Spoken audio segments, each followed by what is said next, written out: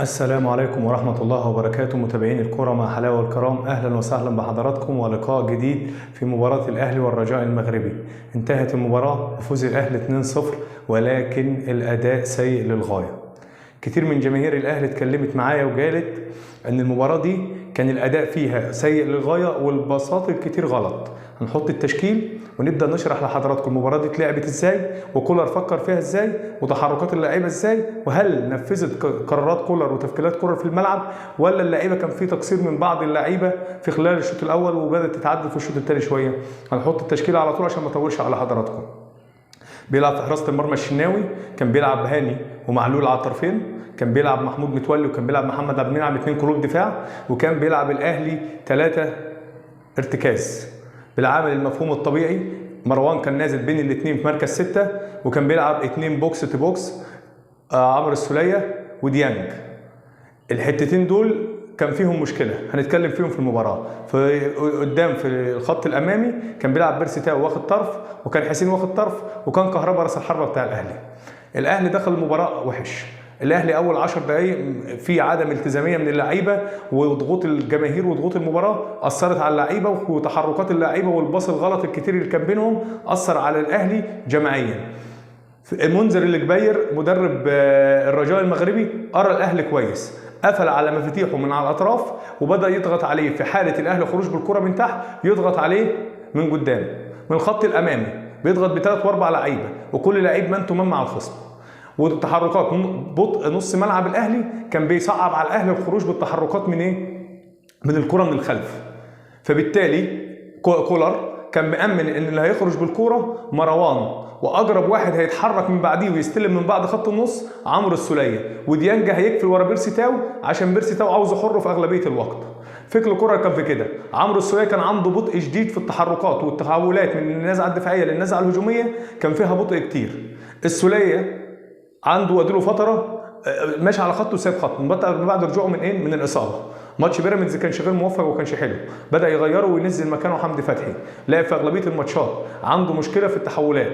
السولية لازم يراجع نفسه، ان اديله فتره عنده بطء كبير في التحولات من خط الدفاع لخط الهجوم. ثانيا السولية اللي ما فاكش نفسه هيركن دكه فتره كبيره. الاهلي عنده تخمه من اللعيبه في نص الملعب، عنده جندوزي بره، عنده ديانج، عنده حمدي، عنده مروان، كلهم اداءاتهم اعلى من السولية. فبالتالي السولية النهارده كان مأثر على الاهلي كتير، وكان عامل خلل في نص الملعب. ديانج كان بيلعب على خطوط الاهلي، بمعنى ديانج كان حاول يقفل بقدر الامكان.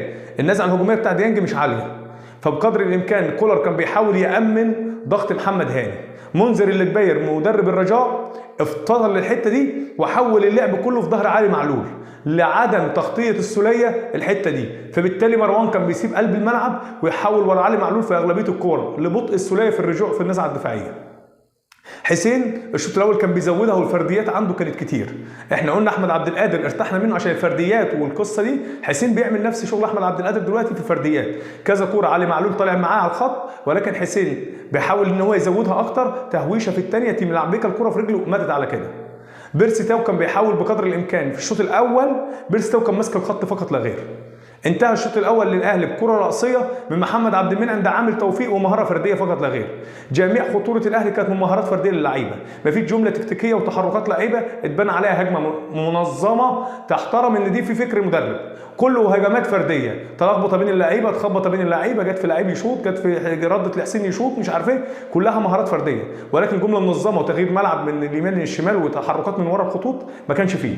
فبالتالي الاهلي الشوط الاول ما لعبش كوره، لكن توفيقنا وعمل الحظ مع واحد راجل زي الشناوي اثر علينا ان احنا نفضل طالعين الماتش بمكسب 1-0، وده تاثير ايجابي من الشناوي. احنا انتقدنا الشناوي في الفترات اللي فاتت كتير، وقلنا ان الشناوي عنده اخطاء، الشناوي ما عندوش حارس بينافسه، الشناوي بيتكلم كتير، الشناوي بيعمل كتير، الشناوي بيبقى متعصب في اغلبيه الوقت، اخر ماتش في الدوري واخد كارت احمر. ولكن شخصيه الشناوي بترجعك في المباريات الكبيره. النهارده الشناوي فاول 5 دقائق، فاول خطيره في منتهى الخطوره. الشناوي يتالق ويتعملق ويطلع بالخطوره دي، لا محترم الشناوي. الشناوي كان نازل الماتش ده وهو لابس تيشيرت الاهلي وكابتنه الاهلي، فكان بيحترمها وكان عارف ان الجمهور جز عليه والجمهور زايط عليه، فبالتالي بدا يامن نفسه ويشتغل كشناوي كحارس مصر الاول. طلع الكره في اول 5 دقائق، دخل اللعيبه للمباراه، انفراد بين نص الملعب في الدقيقه 25 او 30 تالق عليها الشناوي، فبالتالي خلى الاهلي رجله في الملعب. لعمل التوفيق الاهلي في زياده عبد المنعم، كره من علي معلول، الحمد لله ربنا وفقنا وحطيناها جون. ولكن الشوط الاول مجملا كان تكتيكيا فقط لا غير من الخط الدفاعي، ولكن خط نص الاهلي وخط هجوم الاهلي كان تايه وكان عنده رعونه وكان عنده باص غلط كتير في اغلبيه الوقت. فدلوقتي الشوط الاول ده اللي احنا اتكلمنا عليه، والرجاء كان بيتحرك في الشوط الاول تحركات ممتازه وتحولات هجوميه فوق الممتازه، فبالتالي الرجاء كان عامل علينا مشاكل كبيره، ومنذر الركبايه كان جاي في الخطوط الاهلي الشمال واليمين. فقفله الخطوط الاهلي دي اثرت علينا احنا كلاعيبه، واثرت على ادائنا واثرت على تكتيكنا. نخش بقى بين الشوطين ونشوف كولر فكر ازاي. انا اتكلمت بين الشوطين مع الناس اللي كانت واقفه معايا الاهلاويه، قلت لهم يا جماعه الاهلي عنده مشكله في الميس باص الغلط الكتير من عمرو السوليه، الاهلي عنده مشكله في التحولات الهجوميه من السوليه ومن ديانج. مروان حمدي الوحيد اللي مأمن خط النص، التحولات الدفاعيه كان ممتاز لبعض الشيء الخطوط الدفاع، ولكن الاهلي مشكلته كانت هجوميا. بيرسي تاو ماسك خط ماسك الخط بطريقه ما تنفعش انه يخترق فيها، لان منذر الركباري قفل الخط. فكان بالنسبه لي انا تحولات بيرسي تاو لدخول العمق كانت صعبه بالنسبه لي، فبالتالي كان هو ومحمد هاني واقفين على خط واحد قافلين الدنيا على بعض، مفيش منهم لينك اللي هو يعدي هاني ويحط له وكلام زي كده، وهاني كان في اغلبيه الوقت بيفكر تفكيرين، فبالتالي الكره بتطلع بره. ده كان كله ده الشوط الاول من الطرف اليمين. الطرف الشمال حسين كان بيطير علي وما يرضاش يديله ويحاول يخش انه يعمل حاجه جوه، اللعيبه كانت قاريه حسين، وقاريه ان حسين بيتقل على الكره بتاعته اكتر من اللازم، فما كانش بيروح مع علي وكان بيسيب حسين يلعب لوحده، حسين يعمل واحده في 2 تي مقطوعه. كل دي اخطاء الشوط الاول. كولر فكر ازاي بين الشوطين انه يحول الاخطاء دي لنتائج ايجابيه بالنسبه له. بعد عامل الجون اللي جاله فعامل توفيق كبير، دخل الرجاء خاف من بعد الجون، حاول يرجع لورا ويلملم اوراقه شويه عشان لو جه في الهدف الثاني بتبقى الامور صعبه في العوده. الاهلي بدا يشتغل من الدقيقه 65، برضه دخل الشوط الثاني كان وحش، دخل من الدقيقه 65 بدا كولر يجرى فكر المباراه، لقى ان كهربا معزول والكرات العاليه مش بتاعته، بدا ينزل شريف، وبدا من اول الشوط الثاني يسيب الخط اليمين لمحمد هاني وديانج ويرحل بيرسي تاو في عمق الملعب. بيرسي في حاله الكره علينا انت واقف خط ماسك الخط اليمين، حاله الكره لينا اتحرك بين الخطوط وسط خط الدفاع الرجاء وخط نص الملعب الرجاء، في العمق ده فاضي من حته ال 18 بتاعه الرجاء لنصف ملعب الرجاء، الحته اللي بالنص دي فاضيه، حرك فيها بيرسي تاو بامتياز وعمل كذا خطوره منها، وبالتالي اسفرت عن الهدف الثاني. سحب عمرو السوليه اللي هو كان على طول المهام دي انه يعملها، ونزل حمدي فتحي. شوف تحركات حمدي فتحي في الجون الثاني، ده مش تحركات نص ملعب، ده حتى تحركات شادو سترايكر، مهاجم تاني، مهاجم وهمي، اتحرك من بين الخطوط بطريقه فوق الممتازه واستقبل الكره من بيرسي تاو، وبص الفينش بتاعه، فينش فوق الممتاز. لعيب نص ملعب مركز 6 بدا يتحول مع كولر لشادو سترايكر وبقى هداف الفريق، انه بينزل عارف واجبات مركزه ازاي، وده اللي انا قلته. المدرب كولر واجب عليه يشوف قماشته ويرقعها على قد الفريق، هو بالتالي رجع قماشته دي على قد الفريق. الاهلي كسب مكسب معنوي قبل ما يكون مادي. ايه المكسب المعنوي؟ ان انا اكسب وانا في اقل درجات التركيز بتاعتي، عندي لعيب واثنين وثلاثه خارجين خارج التركيز مع عامل اصابات للاعيبه زي احمد عبد القادر وخروجه والقصه دي، بيخليني انا كاهلي حتى لو شكلي وحش مع ضغطه الجمهور ومكسب الجمهور اقدر اكسب 1 و2 واروح مستريح. بالتالي الاهلي خد اللي هو عايزه من المباراه، ولكن الاداء كان سيء، بس احنا وصلنا للنقطه اللي هو عايزها الاهلي. اداء سيء ليه؟ رجوع لعيبه من الاصابه ولسه رجلهم مش في الملعب ولسه الامور عندهم مش متظبطه. ثانيا الخطه دي لسه جديده على الاهلي برضه، دي له فتره ما بيلعبش ب 4-3-3 بالطريقه دي، بوجود عمرو السوليه.